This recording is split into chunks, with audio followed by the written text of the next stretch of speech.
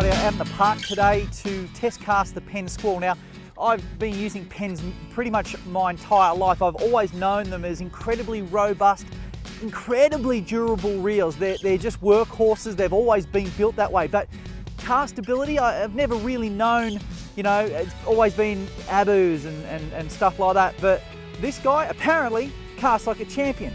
Let's check that out. Right, now the Squall's got a couple of cast control mechanisms.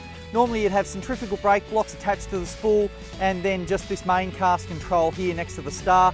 This guy also has a cast control mechanism right here. I've had that up on full. I'm going to back it off to 50%. We're going to see how that one flies.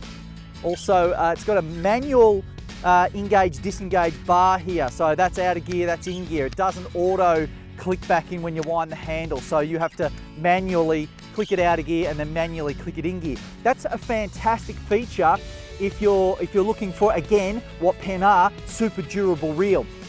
That means there's less moving parts in there that can go wrong. Huge bonus, especially if you're going to surf fish or do rough, really rough saltwater work with this. Say you're not good at cleaning your gear. That mechanism, although it's manual, saves a lot of hassles about 10, 15, 20 years down the track. All right, let's give this a spin.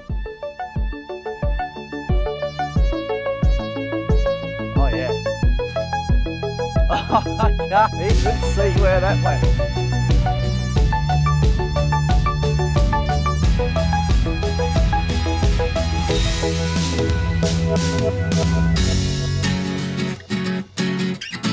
Oh, blinder. Another thing I love is the exposed spool lip on the spool. What that does is it saves your thumb from being burnt off. So you can see I've got my thumb just on the edge here, not on the main line, but on the edge. So I'm trying to touch this aluminium. It stays relatively cool. The mono gets really, really hot under your thumb. Let me just give you a tip on why I would personally use an overhead reel without a level wind. That's the jigger that winds the line on the spool evenly for you. The thing about level winds is they take a lot of your casting distance away because they create a heap of friction. Now, your spool's going to revolve somewhere between 20 and 35,000 RPM. So that's a lot of rotations, really, really fast, and that has to do it fairly loosely or lightly because there's not a lot of weight on the spool. So that level wind takes the energy away from that free running spool and then imparts it into that level wind going backwards and forwards. So not ideal for maximum distance. Look, if you're after maximum distance, you're using an overhead, you sort of got to know what you're doing. And if you got to know what you're doing, you know how to feed line onto a spool with your thumb. It's not difficult. Bit of practice, that's all it is. One click up.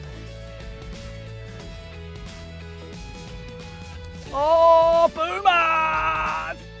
The best thing about this reel is it's tough as nuts, casts like a champion, doesn't break the bank.